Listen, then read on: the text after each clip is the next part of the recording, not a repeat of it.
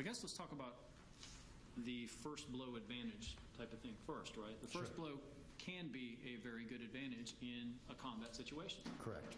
And you would have taught, I guess, all of your students this fact. Well, I'm not going to start teaching somebody about strategy if they don't have a base of fundamentals. Would they have absorbed this or seen this or heard it talked about? Any chance of that? I mean, is there a chance of that? Sure, you can turn on the TV and figure some things out, but that's not something that I'm going to teach a beginner as far as strategy goes if they don't have the basis of fundamentals. It's not a big advantage, though, if you don't execute it properly or well. Well, it's not going to do anything for you if you don't do anything with it. Could put you actually in a worse position. Potentially. Okay. Leaves you kind of open for a quick counterattack. Potentially.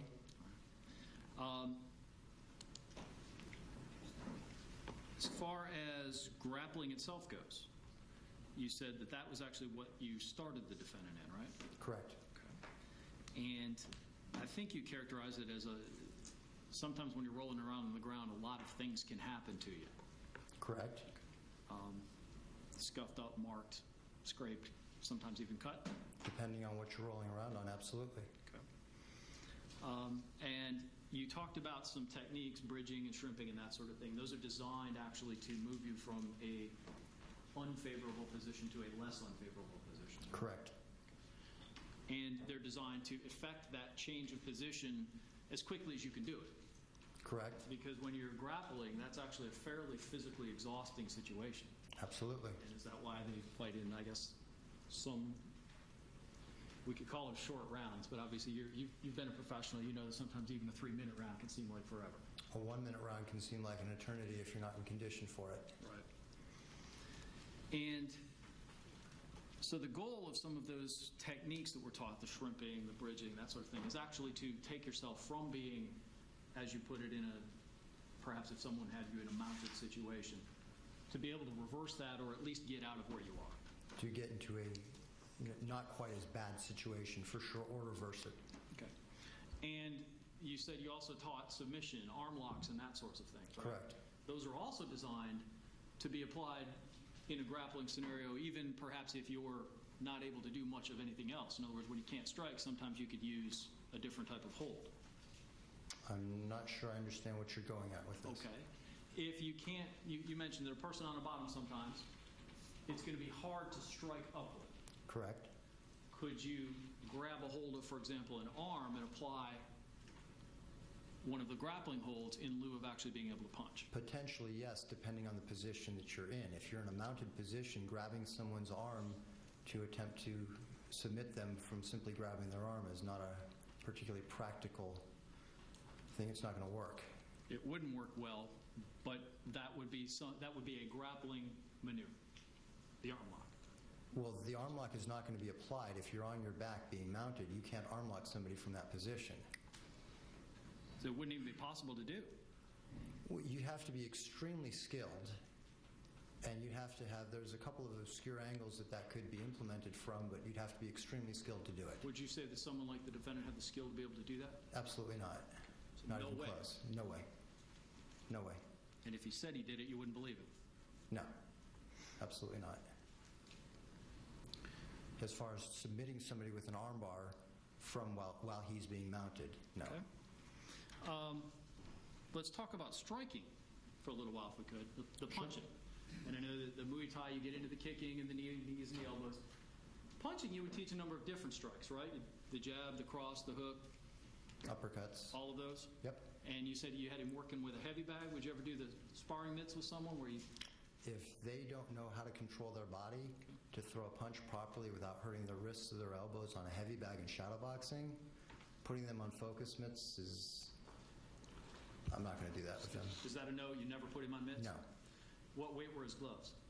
He had bag gloves, which were going to be light, as opposed to like a 16-ounce boxing glove or sparring glove. Generally, an old school bag glove is probably 4 to 6 ounces. Okay. And you'd have him wrist wrapped and everything like that? Correct. So to help avoid hurting himself when he punched? Correct. Because the idea is you punch hard enough that you should hurt the thing you're striking. Well, if you don't have good support on your hands and you hit hard, you can hurt your hands and your wrists. And when you would have him do these workouts for, I think you said like the first hour was the calisthenics and the cardio and that sort of thing, and then the second hour would be the skill development portion? Correct. So for this hour that he's working on his punching technique, he would be using all of those punches. What do you mean all those punches? Would you be having him work on just jabs, or would you be having him work At on... the beginning, he's going to work on just footwork, and then structural integrity and how to learn how to hold and posture his body, and then learn how to throw a jab. And once he starts to get proficiency with the jab, then we'll start bringing in a straight right hand, and then we'll start bringing in a hook. And once he starts to get proficient with those to where he's not hurting himself and he can work, then we'll start putting combinations of those punches together. And just like with grappling, sitting in there trying to throw nothing but punches for an entire minute, that can get pretty exhausting pretty quick too. Without question.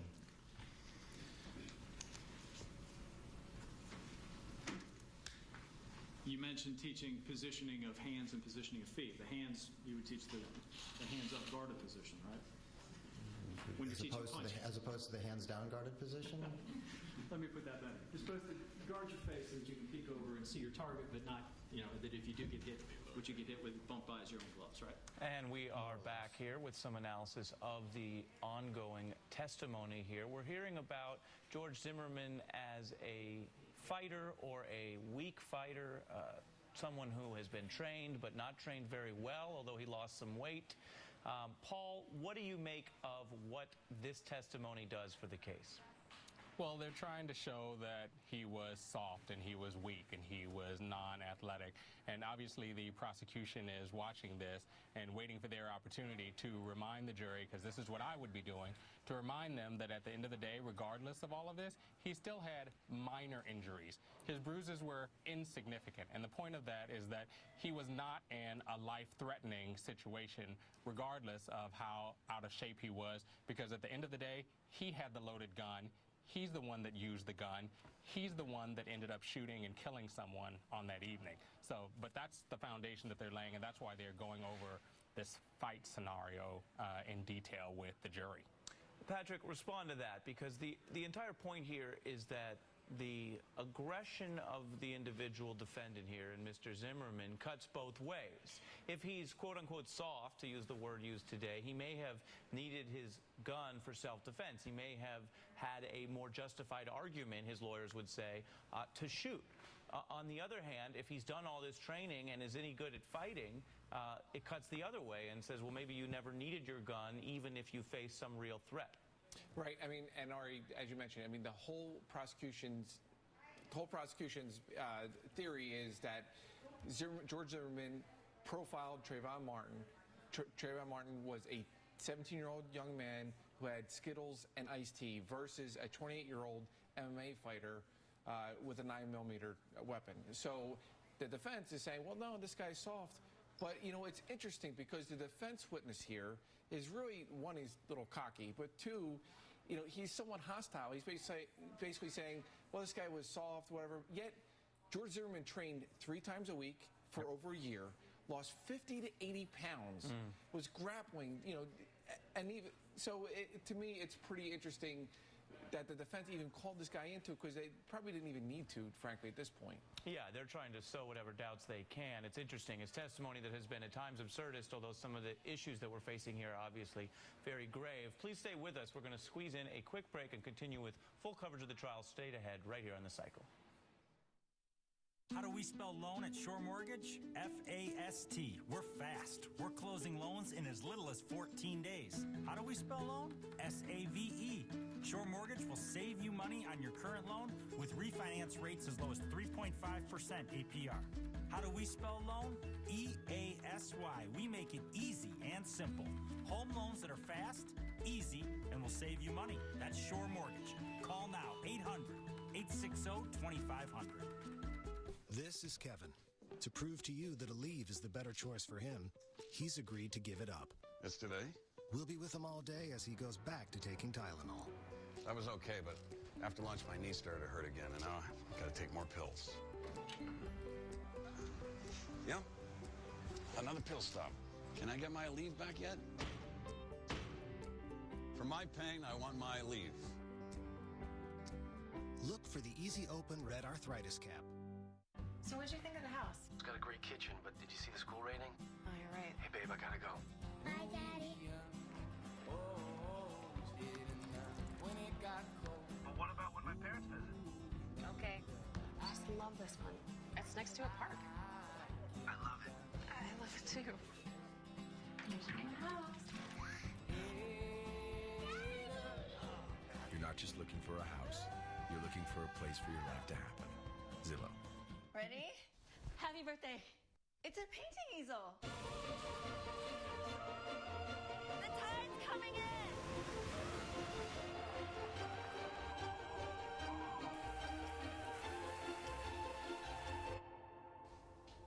This is my favorite one.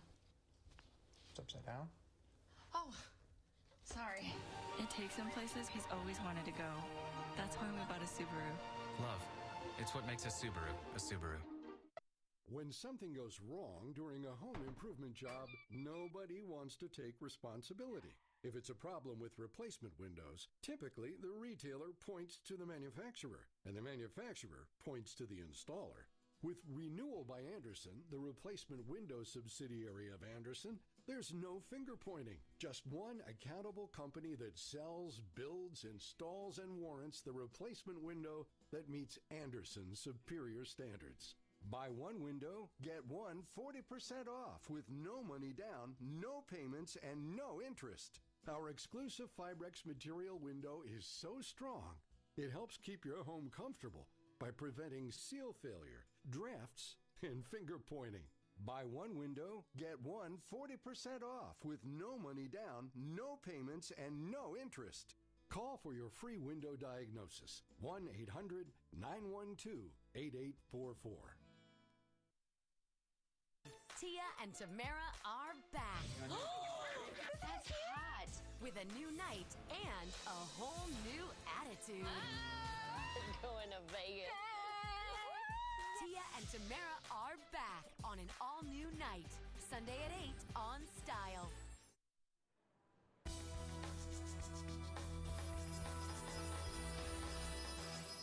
MSNBC's Craig Melvin is at the courthouse in Sanford. Craig, what's happening right now? Right now, I think you probably just saw the trainer there. Trainer wrapped up. The gym owner wrapped up there. We're on 15-minute recess, Jonathan Capehart, so we expect to reconvene here at about 3:35. The defense at that point will be calling its ninth witness of the day. The witness that we just saw on the stand there, Adam Pollock, he was on the stand longer than any other witness we've had today. He was on the stand north of 50 minutes. It was also the first time today that we saw the defense pursue what appears to be their next line of defense, if you will. They devoted the bulk of the day to playing that 911 tape that we've heard so many times to different people who said they were familiar with George Zimmerman's voice, and having each of those folks say that was in fact George Zimmerman's voice. It was interesting, perhaps noteworthy, that Chris Serino on cross-examination, it may have been direct examination, but Chris Serino at one point said, you know, when they played that tape for George Zimmerman said, that doesn't sound anything like me. But again, what we just experienced there was the next line of defense. It'll be interesting to see where the defense goes at 3:35 when they come back from break.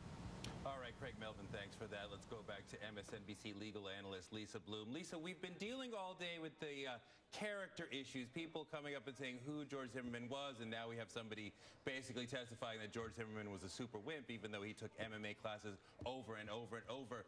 At what point would the state be able to open a sort of door to talk about some of the other issues of George Zimmerman's character that have so far not been allowed in the battery against the cop, the domestic violence situation? How likely would it be for the state to find an avenue to bring in that sort of stuff? Well, that's an outstanding question. So technically today, these have not been character witnesses, even though anybody watching the trial would think that they were. They were testifying about a specific issue in the trial. So we heard a lot of witnesses heard the 911 call, and they said, oh yeah, that's George Zimmerman. I know for sure that's George Zimmerman. And just kind of as background, they talked about their relationship with him, what a great guy he is, what a great friend.